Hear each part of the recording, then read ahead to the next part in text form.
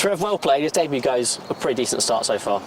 I think so. Yeah, I'm really happy with that. Excited to make my debut for Leicestershire and get going on this journey. Must have been a very special day as well, having your family here and for the cap presentation as well. Yeah, massive for me. Family and parents especially have obviously given up a lot, and my brother's been there along the way in terms of supporting me. When I played for Durham, I lived 2 streets away from him, so he was always there to chat to and work through things in practice as well. When I was growing up, he was always pushing me, being a couple of years older. So excellent to have them here. Hopefully it's repaying some sort of the sacrifice they've made over the years. And on the pitch, 82 not out at the close for you, a terrific foundation for the side. How do you find batting out there on that wicket? Yeah, it was nice when you got in. There's still a little bit in it, especially towards the end there, taking the second new ball. There was a couple sort of nipping around. It felt like the tufts, sort of where the pitch had been cut to the length, had sort of dried a little bit, and possibly there a little bit more happening out of those pitch marks from earlier in the day. But yeah, once you got in, it felt like you were, as long as you got in good strong positions and sort of kept in playing to your strengths, you were okay to score your runs. Obviously team first, but eyes on those 3 figures tomorrow? Nah, eyes on 350 next point, and then push on after that. Really back the lads at the other end to be able to hold their own, so try and get as many as we can.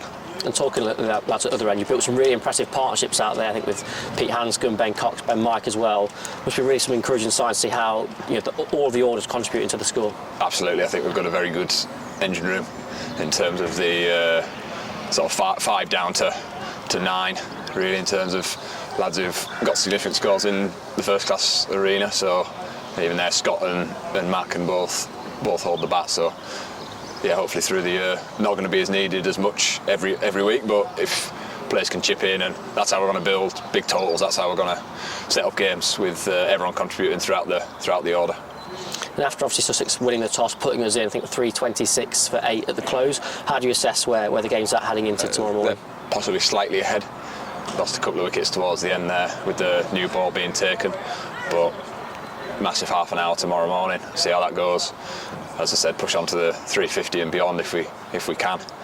But very impressed with some of their bowlers who stuck at it for a lot of the day, using the short ball well as a surprise when they went that tact. So we're in an okay position. I guess some good lessons for our bowlers to take from watching those about where to bowl and how to sort of pick up wickets on this pitch. Yeah, I think so. That's one benefit of batting first on a pitch, is your bowler's got a good idea of how we need to operate, how we can take 10 wickets in the first innings, how we can take 10 wickets in the second innings, because ultimately this is going to be hopefully won on day 4 in the last session.